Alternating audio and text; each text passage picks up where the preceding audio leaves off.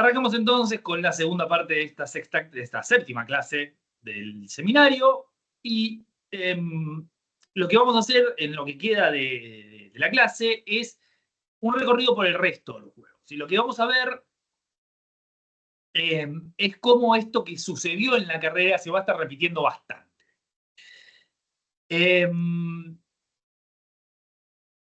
Y en buena medida por eso la carrera es el más importante, el primero y el más rico de los, el más extenso y el más rico de los juegos, porque establece, no todos, pero muchos de los temas y las problemáticas que van a atravesar todo el canto.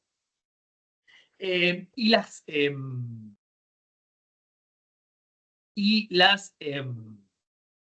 competencias particulares, las otras competencias más breves, suelen enfocarse un poquito más en alguno de estos temas más puntuales. No exclusivamente, pero sí en buena medida. Así que antes de proceder, digamos, quedó pendiente por si alguno tiene alguna pregunta sobre el tema de la carrera o a alguno se le ocurrió alguna pregunta sobre el tema de la carrera antes de que sigamos con lo otro. Porque en buena medida las preguntas que surjan sobre la carrera van a ver que son preguntas que valen, por la menos sean muy específicas de la carrera de carros. Por ejemplo, ¿cuántos caballos usaban? Son preguntas que van a atravesar toda la totalidad del texto. Así que, preguntas sobre la carrera de carros, comentarios, ideas, apuestas sobre la carrera de carros. Es una apuesta complicada, vaya apuesta. De hecho, hay una escena de apuestas que yo pasé completamente de largo porque nos hubiera detenido mucho. Es impresionante. Hablas 2 horas y aún así pasaste de largo como 50 versos. Bueno, continuamos entonces.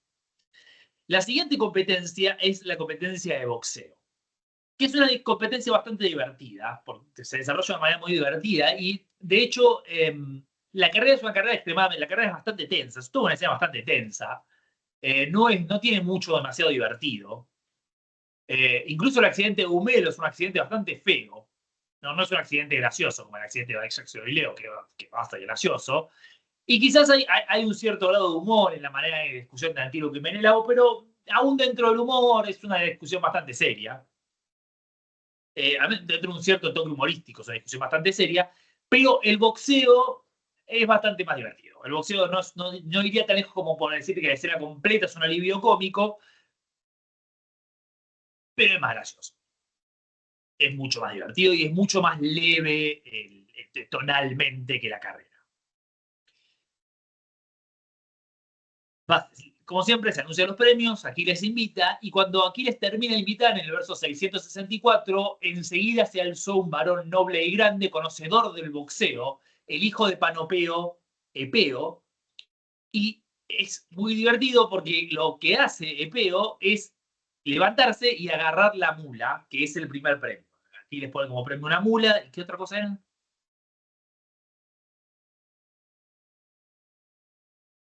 Una copa. Una mula y una copa. Y el pío se levanta y agarra la mula. Y es muy bueno porque agarra la mula y dice, a ver, fíjese quién se va a llevar el segundo premio. Una actitud que pareciera en principio bastante problemática para un hebraico, pero frenemos un segundo y pensemos, veamos quién es este muchacho llamado Epeo.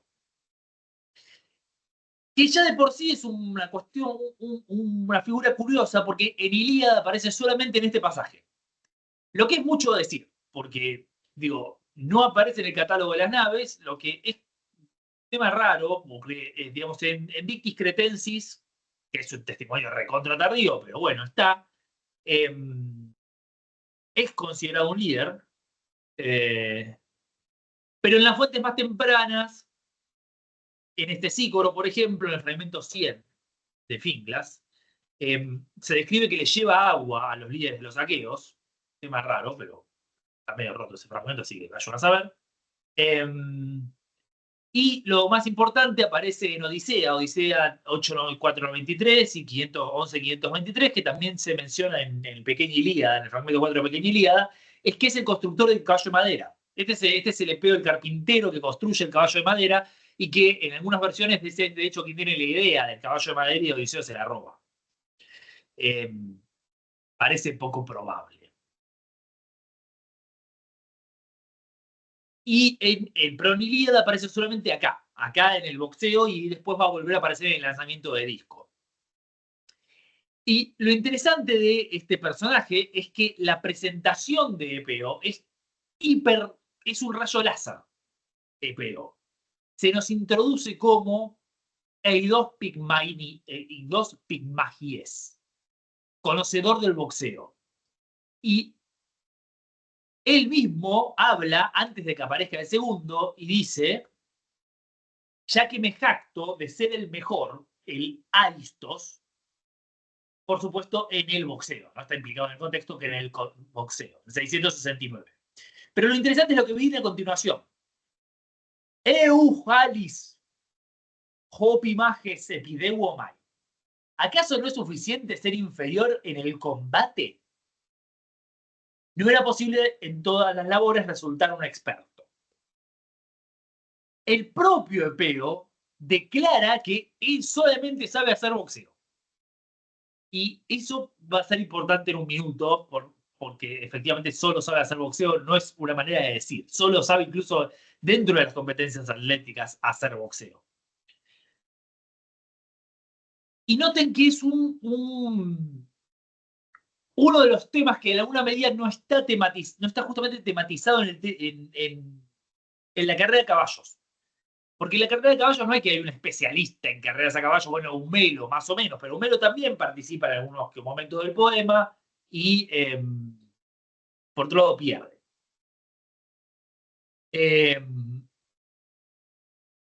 Pero Epeo se presenta y dice: a mí en el boxeo no me va a ganar nadie. Que les quede claro. En cualquier otro lugar de Ilíada, y yo creo que esto lo puedo decir con casi absoluta certeza, en cualquier otro lugar de Ilíada, un muchacho que hace esto y con esta actitud de canchereada terminaría rodando en el suelo sangrando. Pero no, porque Epeo es en serio muy bueno en el boxeo. Es como absurdamente bueno en el boxeo. Se levanta, y lo vemos, digamos, se levanta, él dice que va a agarrar, el tipo que se levante le va a reventar la piel y le va a romper los huesos, y que esperen ahí los familiares porque lo van a tener que sacar arrastrando. Y se levanta Euríalo, que es un personaje secundario en el poema, pero que participa, y es este personaje que hablamos, mencionamos arriba, es el pasaje donde se habla del funeral de Edipo, que el rey es el padre el que participa en el funeral de Edipo. Bueno, y se prepara, y es interesante porque hay todo un desarrollo sobre la colocación de las armas de Euríalo. Colocación de las armas, entre comillas, no son armas, pero vemos una escena básicamente de colocación de las armas, que son el boxeo y el faldón de boxeo y las correas para las manos. Y entonces se levanta, y ahí a partir de 685 tenemos la competencia. Y la competencia básicamente se nos describe cómo se pegan.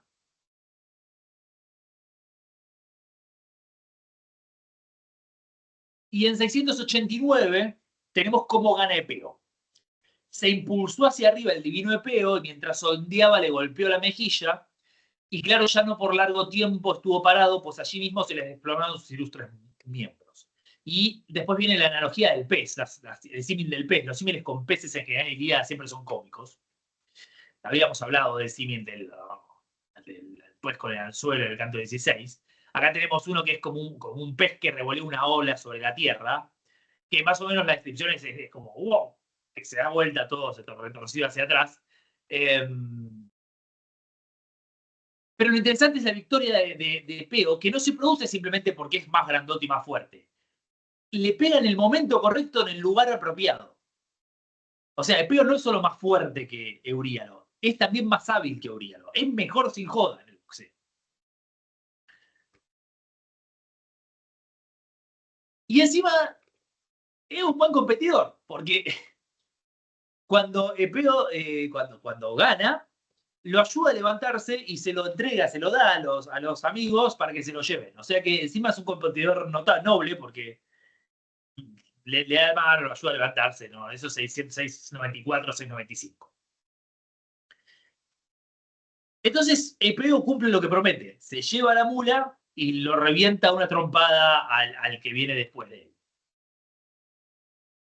Esto ya en sí mismo es una situación bastante de alivio cómico y un poco traiciona las expectativas, porque justamente un personaje así de jactancioso tendría que haber sido castigado.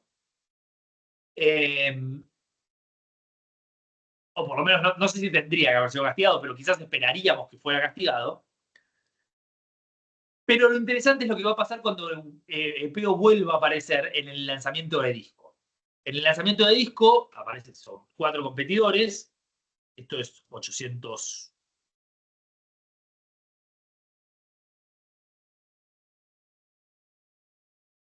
El 830 y siguiente, les diría un poco antes, 826. Yo digo lanzamiento de disco, pero porque es el lanzamiento de una piedra, es el lanzamiento de peso, sería. De martillo, quizás podríamos pensar. Pasa que el martillo es otra cosa en los Juegos Atléticos. Es lo que después se convertirá en lanzamiento de disco. Y se alzan Polipetes, Leonteo, Ajax y Epeo, se alzan 4, no 5. Dije 5, dije 4, bueno, se alzan 4. Y el primero que participa es Epeo, que como habíamos hablado, es por habilidad, ¿no? Se participa, el orden es por habilidad. Y acá incluso hay una secuencia quiástica porque el orden en el que son nombrados los participantes es el orden inverso al que tiran. Y Epeo es el último de los participantes, el peor de todos en términos de cómo se presentan, y el primero que tira, y lo que se dice es que se pararon en fila y tomó la masa el divino Epeo y la lanzó dando el impulso y se rieron de él todos los aqueos. Y este es un pasaje que es un poco misterioso. Estoy levantando la cámara porque me tengo que levantar, porque esto requiere gesticulación. Y no es que sepamos exactamente lo que sucede, pero lo que parece estar implicado por la elección de palabras, y por estar en los comentarios, no me voy a detener acá a explicarlo todo. El lanzamiento de disco en la antigua Grecia era esencialmente, lo podemos ver en iconografía, era la misma técnica de lanzamiento que nosotros utilizamos, que se utiliza hoy. Nosotros utilizamos, no, yo no utilizo nada, pero se utiliza hoy, lo utilizan los lanzadores de discos. Que es esencialmente, ¿no? Tomar el disco, así, sí, creo que así, girar, ahí se fue el disco. Guarda, no rompas nada, dale, por favor. Trata de no No, romper por eso nada hemos que... aguantado todo. Girar y cuando terminas de girar, tirar el disco, ¿no? Generas movimiento angular y el movimiento angular es lo que te permite dar el. Pero lo que se describe de Epeo, y esto sobre todo lo vemos en Eque de Dinesas, en 840, la lanzó dando el impulso, es una frase que en los lugares similares donde aparece, parece estar refiriéndose a este movimiento. Que es como completamente intuitivo, ¿no? Es lo que haría un nene, es lo que haría un nene si quiere revolear peso, ¿qué es esto? Pero por supuesto es una pésima forma de arrojar un peso. O sea, sí sirve si sos un nene de 8 años y no tenés idea, pero te da mucho menos impulso que el movimiento angular giratorio, porque es mucho menos el recorrido del brazo y porque no estás usando toda la totalidad del cuerpo. Entonces, imagínense, es como, ¿vieron hace unos años que había una persona que no me acuerdo de dónde era? No, bueno, en estos años, este año pasó con la mina esta australiana que fue a hacer breakdancing. Es ese. El de breakdance, vamos a usar el más reciente. Hace unos años salió un video muy viral del tipo que fue a los Juegos Olímpicos que no sabía nadar, que fue a participar en la competencia de Juegos Olímpicos y no sabía nadar y se tira a la pileta y no puede ir nadando tipo perrito.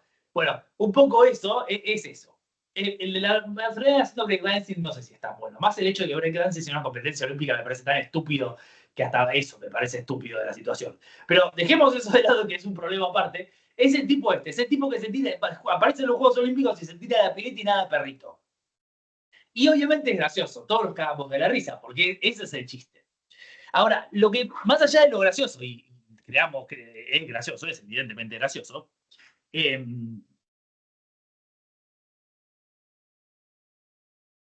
observen que este es el mismo tipo que en el boxeo es insuperable por completo, es absurdamente insuperable. Es tan insuperable que de hecho se levanta y dice, gente, yo soy insuperable. Y tiene razón, o sea, puede decir eso y ser una evaluación objetiva de la realidad, de lo insuperable que es en el boxeo. Ahora, ¿qué es lo interesante? Que estamos en el contexto de un montón de guerreros. Esta gente, estos son guerreros. Y eso presenta un problema, porque nosotros hablábamos justamente en la primera clase de este problema de la excelencia con mayúscula, ¿no? De la excelencia en general, que es el ser excelente en la guerra y en la oratoria.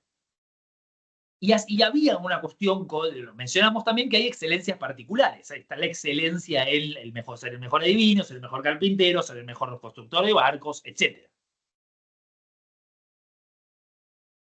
Pero acá tenemos una persona que no es solo una especialista, no solo una persona que tiene una habilidad específica, sino que además incluso tiene una habilidad específica dentro de una secuencia, un conjunto específico de habilidades, que son los juegos atléticos. Dentro del atletismo es un especialista en una competencia específica. Por supuesto, en nuestra cultura y en la realidad de la cultura griega, de cualquier cultura, digo, eso no tiene nada de malo. Digo, ser un gran boxeador es una habilidad respetable en sí misma.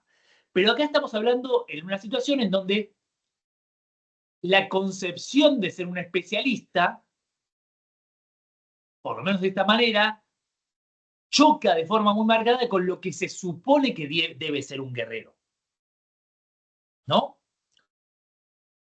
E incluso dentro del la propia figura del personaje de Peo, vemos esto en el hecho de que en el propio episodio de los juegos, esta capacidad de Peo de ser un gran atleta, incluso ahí aparece cuestionada, porque no es un gran atleta, es un gran boxeador.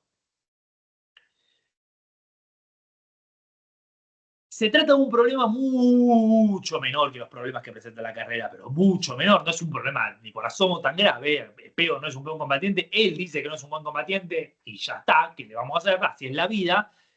De hecho, es un tópico que ya habíamos mencionado en algún momento, el de la persona que no es hábil en todo. Los dioses nos dan algunas habilidades y otras no.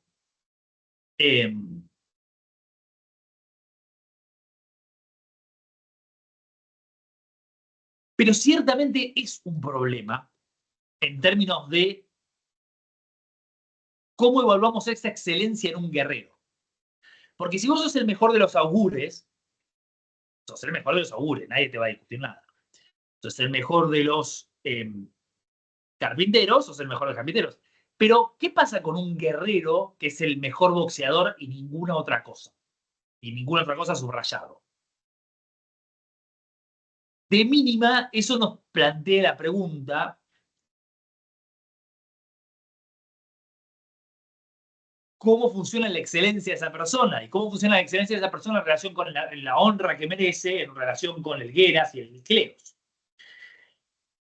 Y es una pregunta que quizás en el contexto del poema parece ser un tanto menor, si quieren, pero piénsenla en lo que es la cultura griega en general, cultura en donde, y sobre todo a partir de los siglos sexto, séptimo, sexto, sobre todo, sexto, sí, sexto, quinto, séptimo a quinto, digamos, después mucho más, pero y todavía en los siglos séptimo a quinto con un gran nivel de amateurismo, eh, las competencias atléticas adquieren una importancia cultural enorme. Y personas que son nobles de la clase nobiliaria y personas que son tiranos y reyes y en general parte de la clase dirigente de las diferentes regiones, se destacan por ser atletas. Y a veces atletas en categorías muy específicas. Entonces, ahí tenemos un proceso de problematización del sistema de valoración, de evaluación de los seres humanos, y en particular de los seres humanos nobles. Es un problema más suavecito. El boxeo es más divertido. Así que el proceso, el dilema ético que plantea también es un dilema ético más suavecito que los dilemas éticos que plantea la carrera. Vamos a pasar a uno más complicado y más divertido. ¿Qué es? Perdón, ¿alguna pregunta sobre esto? Sí. Mi pregunta va por este lado. esta cuestión de que, bueno, Epeo es boxeador y no otra cosa. O sea, que no, digamos, que no sabe hacer otra cosa, o que no destaca en otra cosa, mejor dicho, ¿no? Es algo que debería evaluarse en los mismos términos en los que, por ejemplo, se nos dice todo el tiempo, pienso en Agamenón como podría pensar en cualquier otro, pero que Agamenón, por ejemplo, es muy fuerte, etcétera, pero no es tan buen orador, o lo que pasa con otro guerrero que son buenos en una cosa, no tan bueno en otra. O sea, mi respuesta inmediata sería sí, y justamente es por eso que el caso de Peo es interesante. O sea, ese planteo que vos estás haciendo es la razón por la que el caso de Peo es interesante, porque es como hablábamos el otro día del tema de la I2, ¿no? Y que era de Héctor y de Meriones e Idomeneo por un lado y Héctor por el otro, ¿no? Y el tema de cómo la misma escala de valores genera en situaciones diferentes, genera cosas que nos parecerían completamente contradictorias en términos de la grado de aceptabilidad de esa escala de valores. Porque efectivamente es como vos planteás, que es esta idea de Peo como un hiperespecialista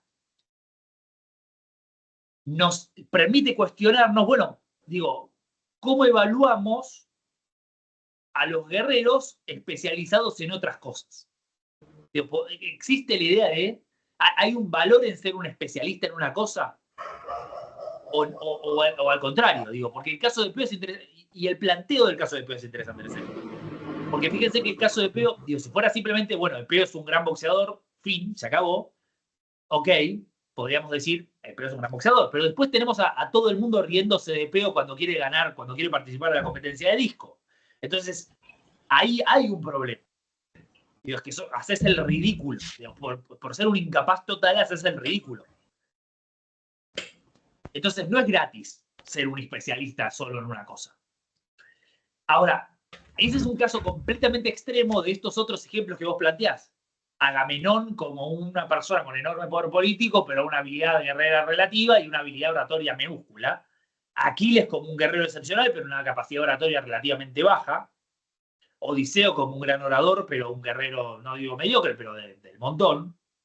Ajax es otro buen ejemplo. Ajax como un gran guerrero para defenderse, un gran guerrero defensivo, pero sin grandes habilidades ofensivas, etc. En buena medida es el mismo sistema es el mismo problema con la excelencia, que es, existe o tiene sentido hablar realmente de una excelencia en general. La arete de un hombre noble. Sobre todo cuando nosotros nos podemos pensar que tampoco es tan sencillo como ser un buen guerrero. Hay muchos aspectos de ser un buen guerrero. Y ahí vos podés destacar en algunas cosas y no en otras.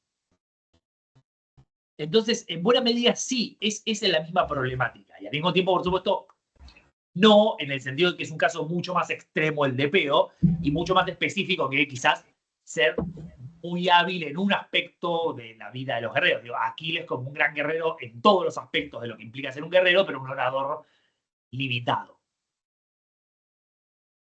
Yo lo plantearía de esta manera. Yo te diría que es más bien el problema. Pero no hay una respuesta por sí o por no, porque ese es el problema, que es cómo pensamos la arete cuando empezamos a pensar que la arete ya no es una sola cosa. No sé si a eso apuntabas. Sí, iba por ahí. Gracias. Pero lo importante es que es un problema abierto y que todos estos problemas del canto 23 son problemas abiertos. Como todo. Todo este curso soy yo diciendo esto es un problema abierto. Habría que haberlo hecho, yo tendría que haberlo hecho, habría que hacerlo a las 11 de la noche y hacer un juego para tomar. Cada vez que yo digo es un problema abierto, no tiene solución, y las clases duran 40 minutos.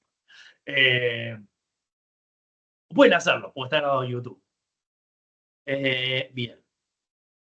Qué vida triste si hacen eso. Para mí se empieza a hacer eso porque es muy triste. Pero para mí muy gracioso. Bien, pasemos a alguna pregunta más sobre el boxeo.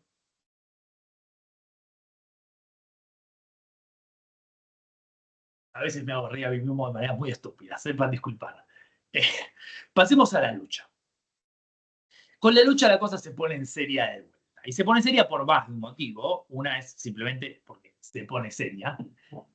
Pero la segunda razón es porque las dos personas que van a luchar son Ajax y Odiseo. Y ya muy desde el comienzo, lo que está pasando acá está bastante claramente marcado en la manera en que se presentan estos personajes. Aquiles pone los premios, invita a que la gente se pare, y se paran primero, importante, el gran Ajax Telamonio y el muy astuto Odiseo conocedor de mañas.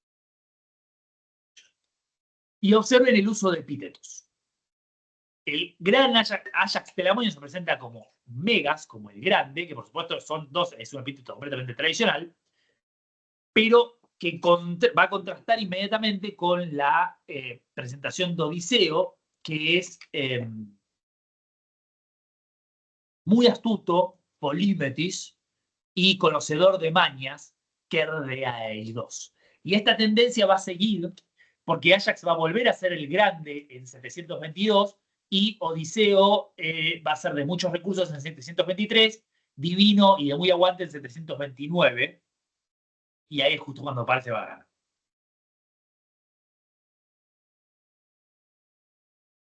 Detrás de esto, y detrás del enfrentamiento entre Ajax y Odiseo, obviamente hay, como se ha detectado, mencionado muchísimas veces, una problemática que es el enfrentamiento tradicional entre Ajax y Odiseo por las armas de Aquiles.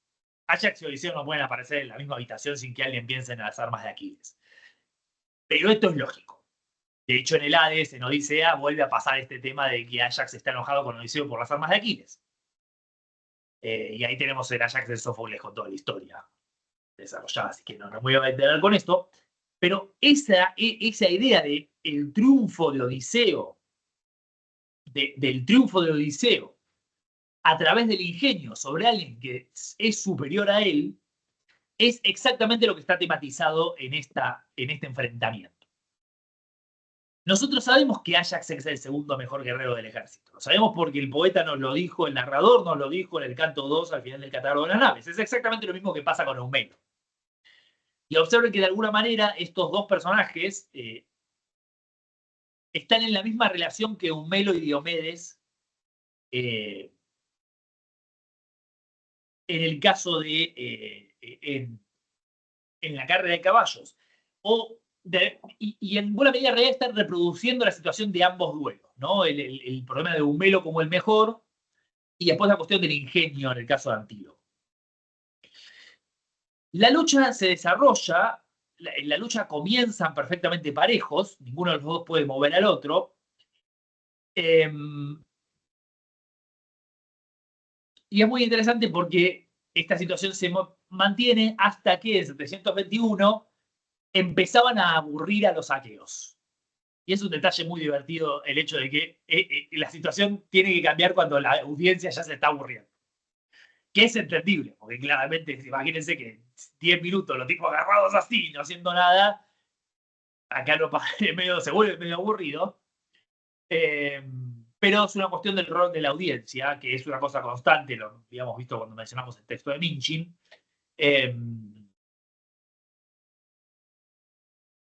Y también hay una dimensión que para mí es interesante metatextual acá, ¿no? Como diciendo, te describí, ya describió durante unos cuantos versos que no pasaba nada, digo, ¿cuánto tiempo más podría estar describiendo a estos dos tipos no haciendo nada, ¿no? Así que cuando la cosa se empieza a poner aburrida, Ajax interviene y le propone, levántame vos o te levanto yo. Cosa que a principio parece rara, pero en realidad era una práctica establecida. Porque la lucha antigua no tenía tiempo, no tenía límite temporal. Por lo menos en principio. No sé si en algún momento se pone, pero en principio no tenía límite temporal. Entonces había una cosa de, si llegado a cierto punto ninguno de los dos puede ganar al otro, se intentaban levantar por turnos. Deliberadamente, uno se dejaba levantar por el otro para ver si el otro podía levantarlo, y después viceversa, como para acabar la cosa, porque si no, no terminaba nunca. Entonces, la propuesta de Ajax es bastante tradicional, pero también es interesante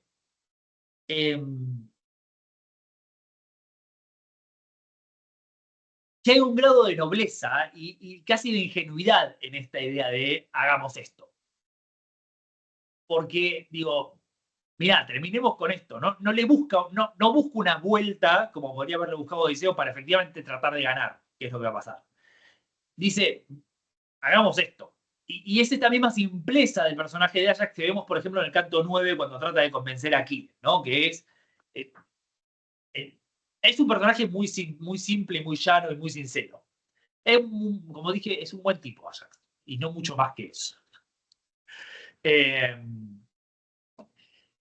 Y hay un detalle muy elegante en este aspecto, y es que Ajax tiene el discurso este de Ajax tiene dos versos, y el primer verso es completamente un vocativo. Y hay algo de la elegancia ridícula de dedicarle todo un vocativo, de decirle, Odiseo, hagamos esto, que tal, en medio de agarrarse así, es un verso completo para decir un vocativo. Y hay algo que ahí me parece bastante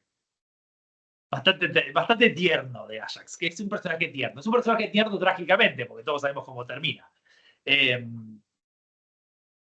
eso, es el grandote tierno Ajax, que termina suicidándose porque todos lo engañan. Y es como, ningún personaje, ningún héroe griego tiene final feliz.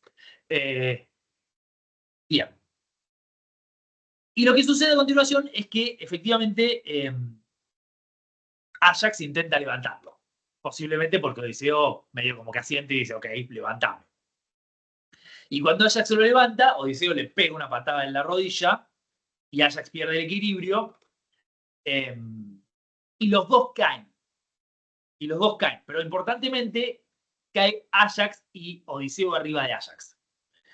Cosa que en principio parece darle una ventaja técnica a Odiseo. Se levantan, se vuelven a agarrar, esto no está escrito, pero está explicado, y como Odiseo se da cuenta que no lo puede levantar, porque, digamos, Ajax Odiseo, probablemente también Ajax Odiseo, le mete una pata, le traba las piernas, y les traba las piernas, y los dos caen hacia el costado, uno al lado del otro, con lo cual es un empate completo.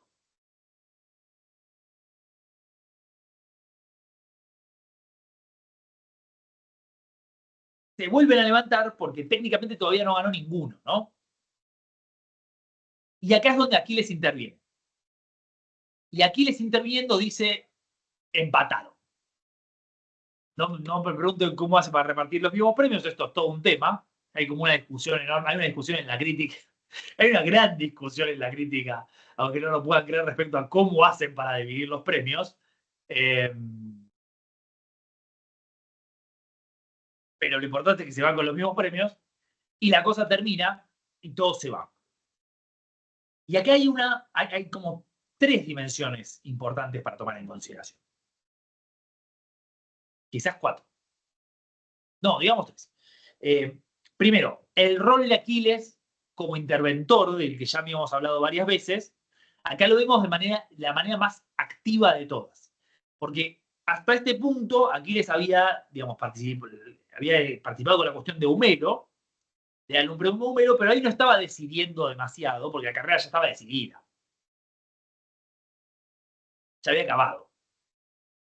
Y la entrega del premio a Néstor, pero el premio que ya había quedado suelto. Entonces algo había que hacer con ese premio. Acá Aquiles interviene para frenar el combate. Y esa instancia de control, de intervención en el combate, por supuesto lo pone en un lugar central. El segundo tema es que Aquiles interviene en el combate y declara un empate entre los dos. Un empate que claramente no refleja lo que acaba de pasar, que es que Odiseo fue muy superior a Ajax en el desarrollo de la lucha. Muy superior en términos relativos, fue apenas superior, pero dado lo parejo de la lucha, en los dos encuentros Odiseo termina mejor que Ajax, porque logra que su estrategia por lo menos evite la derrota. Pero el tercer punto es la relación de esto con el tema tradicional que está en el subtexto. Porque precisamente es la muerte de Aquiles lo que va a generar el conflicto entre Ajax y Odiseo. La presencia de Aquiles evita la escalada en este conflicto, porque justamente la ausencia de Aquiles es el origen de este conflicto.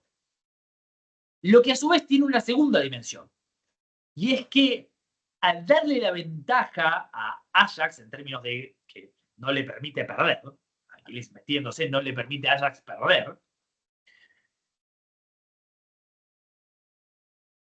se impide la resolución de un problema tradicional que está mencionado en Odisea, que es ¿qué es más importante, la fuerza o el ingenio? ¿Cómo va a caer Troya la fuerza o el ingenio? Que en Odisea, Aquiles y Odiseo debaten sobre este tema, aparecen mencionados como que se debate sobre este tema, es una de las canciones de Demódoco, y Aquiles está a favor de la fuerza. Ahora, lo interesante de este aspecto es que la intervención de Aquiles evita que este dilema se resuelva, como la misma presencia de Aquiles evita que este dilema se resuelva efectivamente en el campo troyano. Troya no puede caer por el ingenio mientras Aquiles esté vivo, porque los troyanos se la pasan encerrados en sus murallas y saliendo poquito porque tienen miedo a Aquiles. Cuando Aquiles muere, el problema se puede resolver porque efectivamente, bueno, acá ya no está funcionando la cosa. ¿Qué hacemos?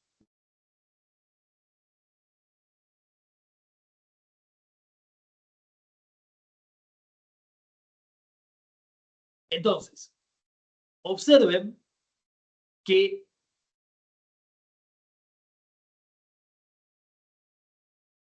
acá tenemos una situación en donde una serie de cuestiones aparecen tematizadas, pero al mismo tiempo canceladas.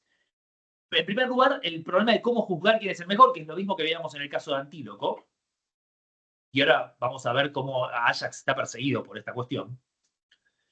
Pero por el otro lado, el problema de que no necesariamente el que es el mejor en términos teóricos es el que es el mejor. Porque mientras que Ajax es indudablemente mejor guerrero que Odiseo, no le puede ganar. Pero lo mismo pasa con el problema de Aquiles y Troya. Digamos, si nosotros vinculamos esto con el problema de Aquiles y Troya, y lo vinculamos en términos de que Aquiles, que va a defender la idea de tomar Troya por la fuerza, de hecho está abogando por un camino que es inútil, el mejor guerrero termina siendo contraproducente para el objetivo que tiene la coalición. Mientras que el guerrero inferior, que vendría a ser Odiseo en este caso, es el que tiene la respuesta al problema, que no es levantar al otro y revolearlo, es meterle una patada en la rodilla y hacer que se caiga. Que es como una gran metáfora del caballo de Troya. De hecho, hay cierta ironía que Ajax proponga esto, Ajax proponga levantame vos, porque hace un caballo de Troya a la inversa. Ajax propone una cosa y Odiseo la aprovecha para ganarle. Y esta problemática, así como veíamos en el caso de Epeo, que se proyecta en otros juegos, esta problemática la vamos a ver proyectada con Ajax también en los otros juegos. Porque Ajax vuelve a aparecer en el combate con armas y en el lanzamiento de disco. El combate con armas con Diomedes en 8.16, 8.25. Una vez más, Ajax lucha con Diomedes, en este caso con Diomedes, y una vez más se interviene para frenar el resultado del combate.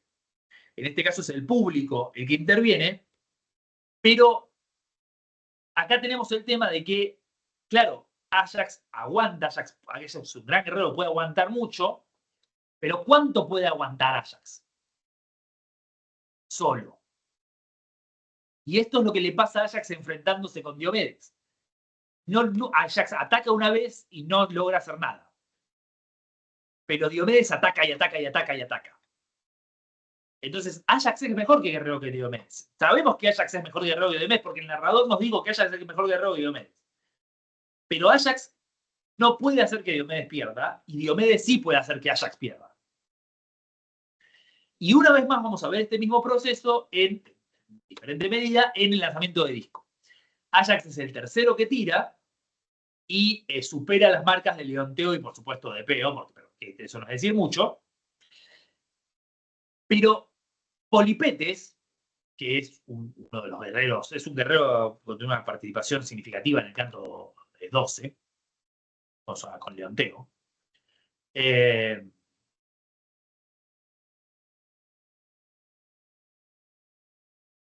Arroja el disco, y la descripción que el narrador hace esto en 845 es como arroja su callado un boyero, y el disco dando vueltas vuela, etcétera, etcétera, etcétera.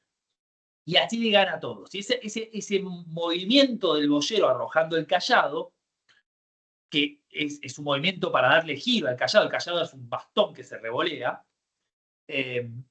Posiblemente está describiendo la habilidad con la que Polipetes arroja, dispara, perdón, le tira la masa.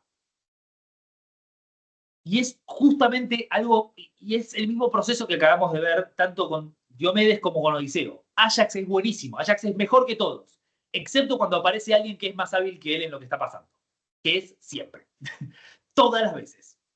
Ajax es buenísimo, es indiscutible su capacidad, su habilidad, su todo, pero siempre le faltan 5 para el peso. La vida de Ajax es la vida del que le faltaban 5 para el peso. Lo que explica su suicidio en primera instancia. Porque es eso, nunca va a llegar, Ajax nunca va a poder ganarle a nadie, porque haga lo que haga, lo que Ajax puede hacer mejor que cualquier otro es aguantar, es resistir. Pero cuando hay que lograr algo, cuando efectivamente hay que lograr una cosa, derrotar al otro, digamos, voltear al otro en el caso de Odiseo, herir al otro en el caso de Diomedes, lanzar un disco en el caso de Polipetes, básicamente, pues los otros sí les gana, siempre falla, porque siempre le falta esa habilidad puntual que los otros sí tienen. Y es muy notable, y realmente es muy notable que Ajax, el segundo mejor guerrero del ejército, pierda en todos los encuentros. Participa 3 veces y pierde 3 veces. Y por supuesto, digamos, ni hablar si hubiera participado en la carrera de caballos, Ajax va a aparecer en un carro en todo el poema, o en la carrera a pie, donde, digamos, si algo que no podría hacer Ajax es correr rápido. Entonces, la figura de Ajax, que en el caso de, suele analizarse específicamente en este encuentro con Odiseo, en donde se tematiza el problema de la fuerza y el ingenio, como en el caso de Antíloco y Menelao, en realidad es una figura en donde el problema de ser el mejor, perdón, es una figura que atraviesa la totalidad de los juegos en torno al problema de ser el mejor. Porque nadie discute que Ajax es extraordinario, que es excepcional. Y en los juegos demuestra que es excepcional. No es que no lo demuestra. Odiseo no lo puede mover, Diomedes no lo puede herir y le gana a todos excepto a Polipetes. Salud, gracias. En el lanzamiento de peso. Pero siempre pierde. Y es una gran metáfora de la vida de Ajax, siempre perder. Pero también es un problema en términos de la ética heroica. Porque cuando nosotros decíamos, observen que yo decía hace un rato que Aquiles no puede participar de los juegos, porque si Aquiles participara de los juegos, ganaría en todo. El segundo mejor guerrero del ejército debería por lo menos ganar en algo. Y no lo hace. Y es un problema que por supuesto podemos relacionar con el problema de Peo, de ser un especialista en algo. Y lo podemos relacionar en términos de por contraste. Porque, digamos, Ajax no es un especialista en nada. Es un grandote que se aguanta todo. Pero eso es como toda la característica definitoria de Ajax. Bien. ¿Alguna pregunta?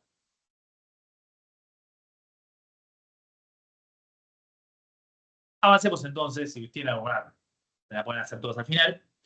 Pequeño paréntesis antes del cierre, un paréntesis subtextual, porque hay un episodio, nosotros ya mencionamos casi todos los episodios, excepto, hicimos un pequeño análisis de cada episodio, algunos en relación a otros, pero hay uno que es el de la carrera a pie, que mencionamos también en la cuestión del juramento, pero que tiene una característica, quizás más que cualquier otro, que es la cantidad de aspectos subtextuales que tiene y de relaciones con la tradición épica. Y simplemente menciono esto porque, por algo que va a venir al final, ¿no? Que tiene que ver con, ya van a ver cuando lleguemos al final. En el caso de la carrera a pie tenemos por lo menos 3 aspectos que son bastante importantes. Uno, que lo mencionamos, es la relación entre Atenea y Odiseo, que es una relación que en la carrera a pie se presenta como claramente positiva, pero por supuesto nosotros sabemos que es positiva, pero también nos recuerda el hecho de que Atenea va a tener que ayudar mucho a Odiseo. El destino de Odiseo está bastante implicado subtextualmente en esta ayuda de Odiseo cuando él está atrás. A la inversa, tenemos la relación entre Atenea y Ajax de Oileo, que también mencionamos hace un rato, que en el caso de la carrera a pie es graciosa, algo parecido con el caso de... Con los tres casos que vamos a ver pasa lo mismo, ¿no? Digamos, en la carrera a pie están tratados con cierta ligereza, pero nosotros sabemos que en la tradición mayor no son tan graciosos. Atenea de Odiseo, tenemos el problema del regreso de Odiseo. En el caso de Ajax de Oileo, es gracioso que termine con la cara llena de bosta, pero nosotros sabemos que la ira de Atenea con Ajax va a provenir de una violación, y el resultado de esto va a ser la muerte de Ajax y de un montón de otra gente. O de un montón de otra gente. Y el último caso es el de Antíloco y Aquiles. Antíloco, cuando termina la carrera a pie, Antíloco, que llega último, llega tercero, perdón. Llega segundo porque Ajax llega último. No, perdón, llega último Antíloco. Estaba diciendo pavadas. Lleva último y hace como medio un chiste, diciendo, al final estos dos viejos me ganaron. Ajax es un poco más grande, pero Odiseo es un viejo, no le dice viejo choto, le dice viejo todavía crudo. Es medio es homogueronta la palabra, una palabra que ha dado muchas cosas complicadas. No se sabe muy bien qué quiere decir, no hay recuerdo. No hay acuerdo respecto a qué quiere decir este homogueronta, pero es claramente medio una joda, medio un chiste. Un viejo crudo, no sé, un viejo que todavía no está cocido, o que está todo blando porque está crudo. No sabemos muy bien cuál es el chiste, pero hay algún chiste. Y termina diciendo, nadie le puede ganar, excepto Aquiles, que le ganaría como quiera. Y Aquiles, que se da cuenta de lo que está haciendo Antíloco, le dice, está bien, y le da medio talento más, el medio talento es el tercer premio, y le da medio talento más de oro como premio.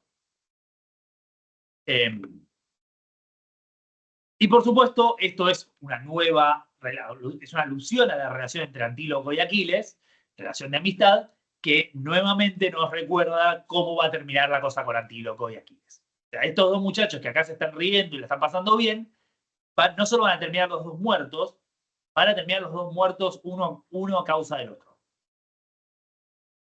Con lo cual volvimos con lo mismo, ¿no? Digamos, esta carrera de pie es una forma muy divertida de recordar un montón de tragedias.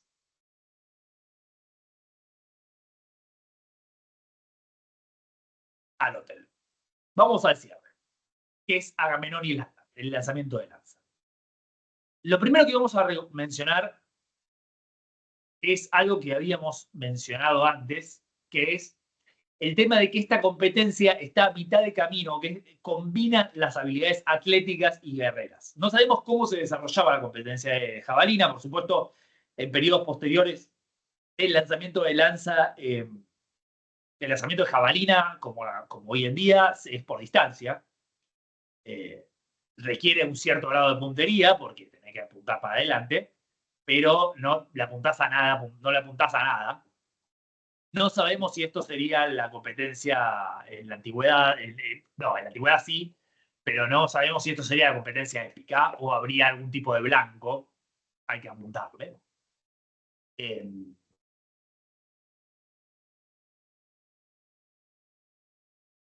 Posiblemente no. Posiblemente sería simplemente de distancia. Pero, por supuesto, la capacidad de arrojar una lanza es una habilidad fundamental para los guerreros que lo están haciendo todo el tiempo. De manera tal que, a diferencia del resto de las competencias, la competencia de jabalina subsume las habilidades atléticas y las habilidades guerreras. Las subsume de una manera bastante mejor que otras competencias, donde la habilidad guerrera está un poco más definida, en el caso de la lucha del duelo con armas o en la arquería, o la habilidad atlética está un poco más definida en el resto. El segundo punto, antes de meternos a cómo se resuelve este episodio, es que acá vuelve a aparecer Meriones. Y acá es donde nos metemos en por qué aparece Meriones todo el tiempo. Y hay varias hipótesis, pero hay una de Lowenthal, su trabajo sobre la muerte de Patroclo, que a mí me parece que es particularmente importante y particularmente significativa, que es cómo Meriones actúa como un doble de Patroclo en este episodio, en tanto que personaje que es caracterizado como un servidor del líder de un ejército y servidor de primera línea del líder de un ejército. De hecho, si nosotros nos ponemos a pensar en todos los personajes de Ilíada, el personaje más análogo a Patroclo de todo el poema es Meriones. No hay ningún otro servidor de un líder que esté a esta altura y ninguno, eso, básicamente. No hay ningún otro servidor de un líder que sea un personaje protagónico, excepto Meriones. Entonces, no podemos ir tan lejos como decir Meriones representa a Patroclo en estos juegos, pero ciertamente la insistencia en la figura de Meriones en el funeral de Patroclo despierta suspicacia. No debemos tener que estar pensando en que acá está Patroclo detrás. Y que esté Patroclo detrás justamente en el episodio donde son él y Agamenón los que van a competir, los que irían a competir, es importante para ver cómo Aquiles resuelve la situación. Y acá nos vamos al cierre y al discurso de Aquiles, la intervención de Aquiles. La intervención de Aquiles que aparece exactamente cuando tendríamos que tener la competencia. Si yo no recuerdo mal acá, Gastón, ayúdame.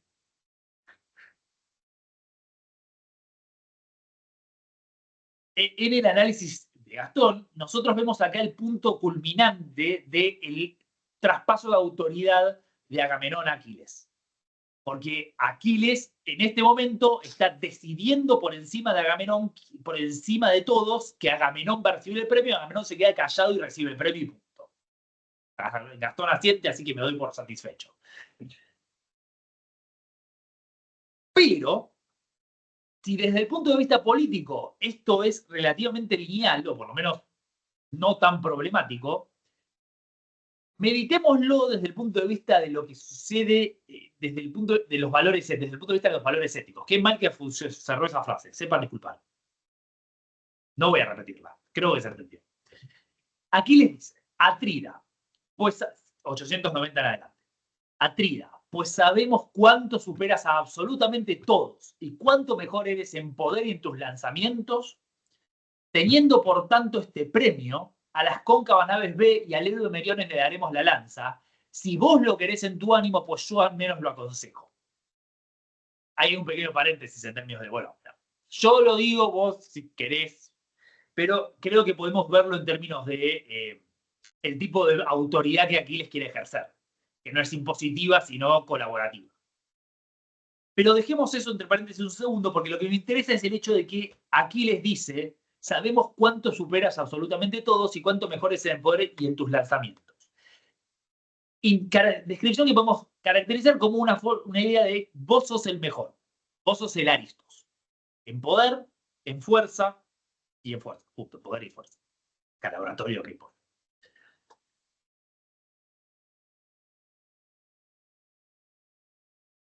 ¿Cuál es el tema acá? Que esto es exactamente lo mismo que habíamos visto que Aquiles hace con Eumelo, que es decirle a Eumelo, es decirle a los demás, Eumelo es el mejor, démosle el premio. Y nosotros ya vimos que eso es un problema. Porque, de hecho, ahí vimos que Antíloco decía, pero pará, hay que tirar. Y nosotros ya vimos a Meriones hace 2 minutos, vimos que Meriones, porque Apolo lo ayudó, le gana a Teucro, que es un mejor arquero. Entonces, al cancelar la competencia, Aquiles de hecho está cancelando la posibilidad de Agamenón de efectivamente demostrar que es el mejor. Y si esto el problema no les parece suficiente, el canto termina con lo que es la cosa más espantosa de todas. Así habló y no desobedeció el soberano de valores Agamenón. Y le dio a Meriones la broncínea lanza, y él, por su parte, el héroe, le dio al heraldo Taltibio el bellísimo premio. Y mi pregunta para ustedes es, ¿quién es el que le dio a Taltibio el premio?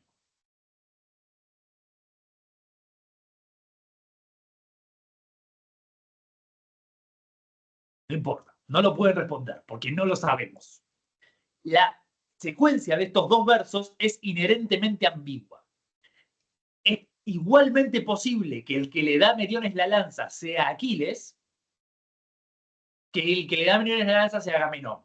Y, por supuesto, las dos cosas contra el Tigre. Pero observen cómo esto construye dos situaciones completamente diferentes, pero al mismo tiempo igualmente problemáticas. ¿Por qué? Porque si Agamenón es el que le da a Meriones la lanza, una vez más, como habíamos visto en el caso de Néstor, y acá fíjense el doque, en el verso 896, Agamenón se arroga a sí mismo el derecho de repartir los premios,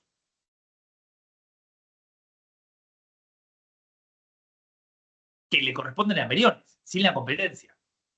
Y Aquiles le da a Taltibio el premio que Agamenón acaba de ganar.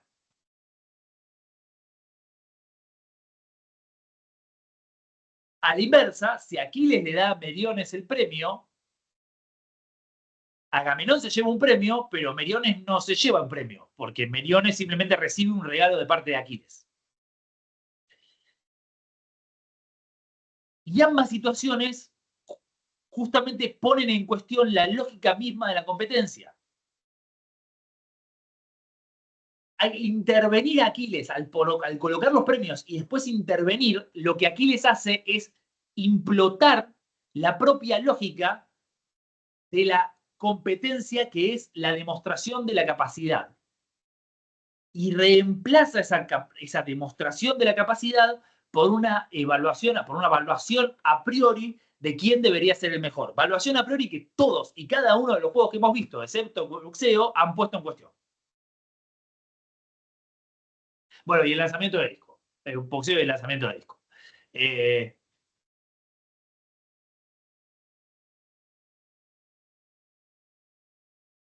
Y por eso es importante que este sea el juego final. Por eso es importante que esta sea la escena final. No es simplemente porque con esto terminamos o damos por cerrado el conflicto entre Aquiles y Agamenón, si quieren, de una manera que ya de por sí es problemática, sino también porque en este momento este gesto de Aquiles no es gratis. Es un gesto que es bastante pesado en términos de, nosotros ya sabemos que acá hay muchos problemas, hay muchas cosas problemáticas en la decisión que Aquiles toma. Y la mayor ironía de todo esto es que son los mismos problemas que han generado todo el conflicto en el poema. Porque justamente el hecho de arrogarse a sí mismo una autoridad que uno no tiene para juzgar la excelencia de otros, lo que termina llevando a la ira de Aquiles, a la cólera de Aquiles, es Agamenón diciendo: yo puedo decidir a quién le corresponde cada guerra, así que a quién no, y vos no tenés por qué hablar, callate. Ahora, Aquiles hace esto de una manera que, desde el punto de vista político, es positiva. Es decirle: vos sos el mejor, si estás de acuerdo, llévate este premio. Pero a Meriones no le pregunta nada, ¿no? Y observen que no es un dato menor que acá la opinión de Meriones no cuenta. Meriones es buena onda, y ya se llevó algún que otro premio y está todo bien, pero Meriones en esta situación no cuenta.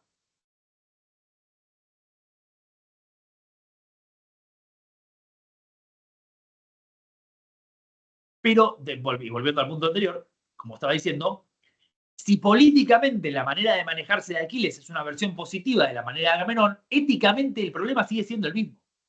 Vos podés ser un buen gobernante o un mal gobernante, pero acá hay un problema de fondo que es: ¿cómo determinás quién se supone que es el mejor y quién merece las recompensas? ¿Podés decidirlo vos a priori? Y la verdad es que todas las competencias nos sugieren que por lo menos no es tan sencillo.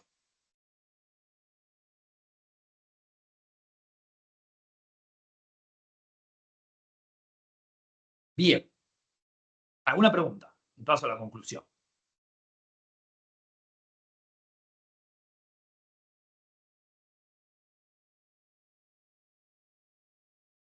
Todos estos pasajes que venimos estudiando, todos estos episodios que venimos estudiando, microepisodios, depende un poco, estos episodios que venimos estudiando dentro de los juegos, como pueden ver, giran en torno al problema central del que venimos hablando una y otra vez hasta el hartazgo, y ya están cansados de escucharme hablar de esto, que es el problema de la arete como un valor objetivo frente a lo que pasa en la realidad. La excelencia como algo que existe independientemente de si puede demostrarse o no puede demostrarse, y si se demuestra o no se demuestra. Pero mientras que en el caso de Aquiles en el catálogo de las naves, en el caso de Aquiles en general en el poema, o de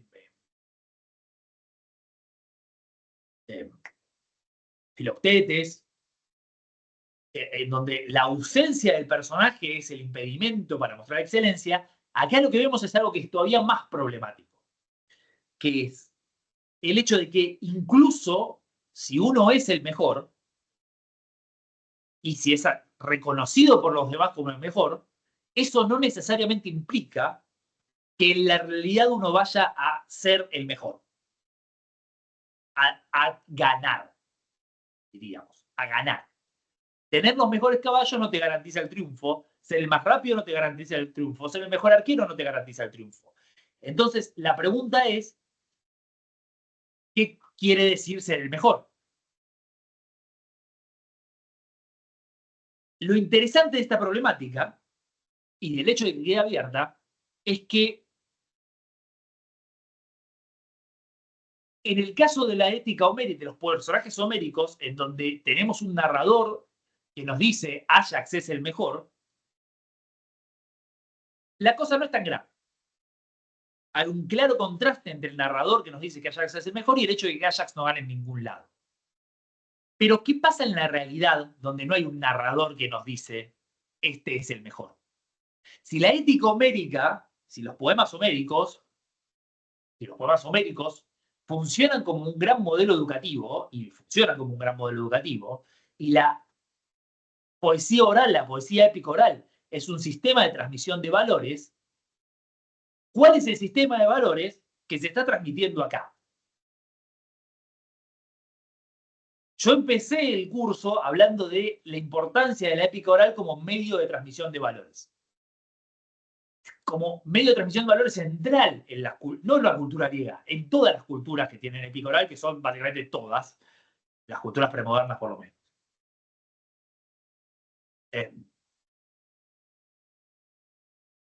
Y el gran problema acá es que conforme nosotros nos fuimos adentrando en la Ilíada, lo que vemos no es un sistema de valores. Es un sistema de valores que está constantemente siendo puesto en cuestión. En donde qué es lo bueno, qué es lo malo, quién es el mejor, quién es el peor, no es algo que se pueda responder de una manera lineal. No es gratuito que este sea el canto 23 de Ilíada, el anteúltimo y el último canto donde la comunidad aquí aparece, y no es gratuito que la última escena en todo ese episodio sea esta situación de Aquiles y Agamenón. Porque en vez de cancelar los problemas, en vez de cerrar y darnos una respuesta a la cuestión, decir, esto es lo que corresponde, fin, que en vez de lo que vimos en Alpamish, y le hicieron Alpamish para ver que eso es más o menos lo que termina pasando, que los problemas se terminan cancelando y de alguna manera hay una respuesta. Y de hecho es lo que va a pasar en la Odisea, digo, para no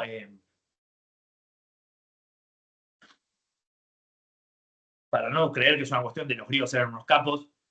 En Odisea va a pasar lo mismo. Digo, en Odisea los problemas éticos están completamente cancelados. Incluso en el cierre, cuando la cosa parece que se va a desmadrar, viene Atenea y le dice, muchachos, levanten porque se acabó, nos tenemos que ir a comer. Y eso es una cancelación del problema ético. Digo, el problema ético ahí no queda abierto para nada, porque Atenea lo cierra. En Ilíada, el problema queda completamente abierto. Todo el tiempo. Y a lo largo de este canto, a lo largo de estos juegos de Zenón a Patroclo, todo el tiempo se están abriendo los problemas y se están presentando los problemas. Y la última escena, no solo abre el problema, un problema interno dentro de los juegos, que es cómo se decide quién es el mejor, lo puede decir una persona sin la competencia, sino que además lo hace remitiéndonos al problema central, al problema original del poema en su conjunto, que es la relación entre la arete, la Timea, el Geras y el Cleos. Y la relación de eso con la mirada de los otros, con el Aidos, con estos múltiples sistemas de valores. ese problema que es central a lo largo de todo el poema, el último momento del canto 23, la última escena colectiva, la última escena donde Agamenón y Aquiles interactúan, en vez de cancelarlo, en vez de cerrarlo, lo reabre. Y lo reabre de la manera más irónica y terrible posible, que es decir, miren, la política del ejército, el problema político del ejército griego ya está, se resuelve. Aquiles nos muestra cómo puede hacer que cómo funciona esto de la mejor manera. Pero aún así, aún cuando Aquiles hace las cosas bien, Agamenón acepta, Meriones se calla la boca y todos somos felices, aún así, esto no está resuelto. Porque el problema de fondo no está resuelto. Porque no sabemos quién es el mejor. Seguimos con el mismo problema que teníamos en el catálogo de las naves. Y es que Agamenón y Aquiles son los mejores al mismo tiempo. En dos sentidos distintos, pero aún así incompatibles. Porque si alguien es el mejor, alguien es el mejor. No sabemos y cómo lo determinamos es el problema. Pero lo importante acá a recordar es que esta apertura de problemas es una apertura de problemas que se da en el contexto de un texto que está educando y transmitiendo este sistema de valores. Entonces, nos está dando el juguete roto. Nos da el juguete roto y al darnos el juguete roto, eventualmente nos permite despertar una reflexión sobre, bueno, pero, digamos, está roto. ¿Qué hacemos? La pregunta que nos queda, y la pregunta con la que voy a cerrar mi segmento, mi parte del seminario, es, en el medio de todo esto, nosotros vemos todo este sistema subtextual de alusiones a la tradición mitológica. Con Antíloco y Aquiles lo vemos varias veces, Néstor, por supuesto, cuando habla de su pasado, Ajax y Atenea, Odiseo y Ajax, Oileo y Atenea, Ajax, Telamonio y Odiseo, etc. Hay varios más. Ese sistema de alusiones subtextuales nos recuerda que acá la razón por la cual estos problemas no pueden solucionarse es que estos personajes de hecho van a terminar muertos por esto. No es simplemente que, bueno, no son Sócrates y Platón sentando a charlar sobre los problemas éticos. Bueno, Sócrates también va a terminar muerto, pero Platón y otros amigos. Platón y Cratilo.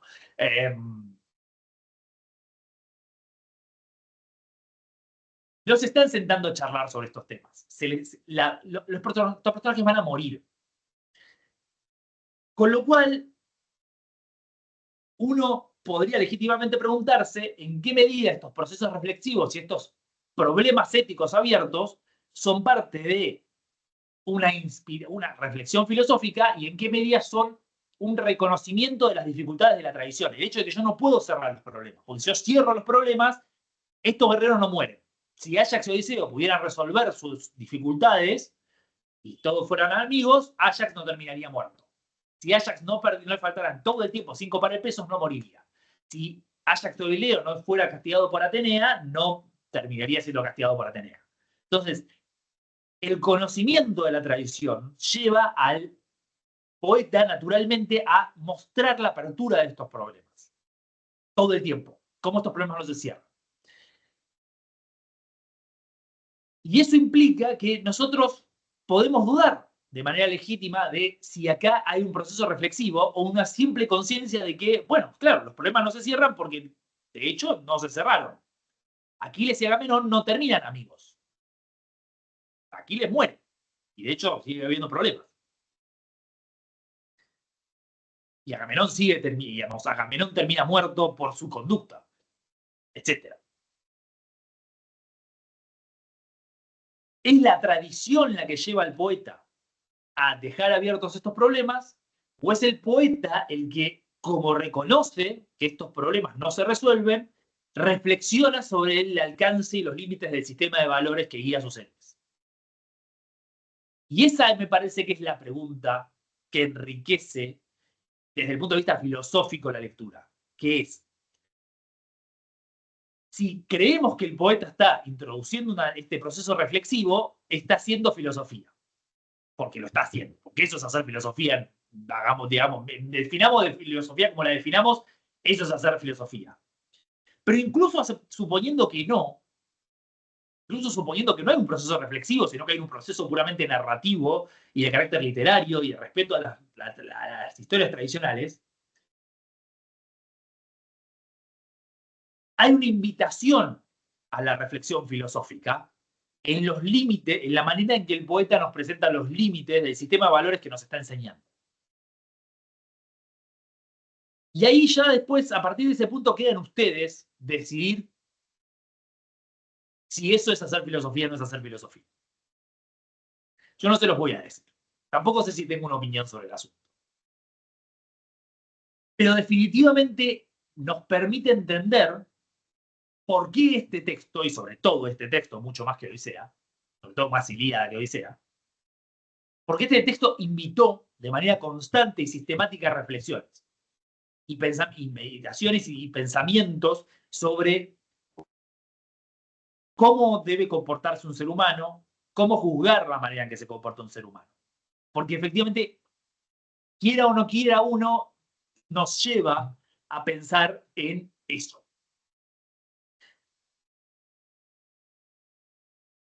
Así que ese es el fin de mi parte, con eso termino mi parte, y el viernes justamente vamos a estar viendo la recepción de estos poemas y la recepción de estas problemáticas en autores posteriores para que vean que lo que acabo de decir es efectivamente lo que pasó. Porque es todo el punto de la clase del viernes, justificar esta última frase.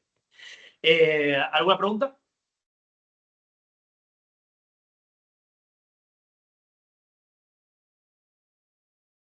Perfecto. Somos todos muy felices, terminamos un rato más temprano. Voy a repetirlo el viernes, pero muchas gracias a todos por seguir mi parte del seminario. No voy a despedir porque nos vamos a ver el viernes, pero de mínima creo que no está de más un agradecimiento, dado que el viernes voy a estar simplemente mirando a Gastón iluminarnos. ¿Viste? Ahora te subí yo a la apuesta. Vamos a estar mirando a Gastón cómo nos ilumina con su conocimiento profundo y detallado sobre la recepción de Homero en la filosofía, cambiándonos la vida probablemente, con todo lo que sabe sobre el tema. Y nada, muchas gracias por habernos seguido, muchas gracias por haber estado en las clases y quedo pendiente por cualquier duda o consulta que tengan, ya sea el viernes, ya sea por mail. Y eso es todo de mi parte. Muchísimas gracias. Y cierro la grabación. Y ya estamos.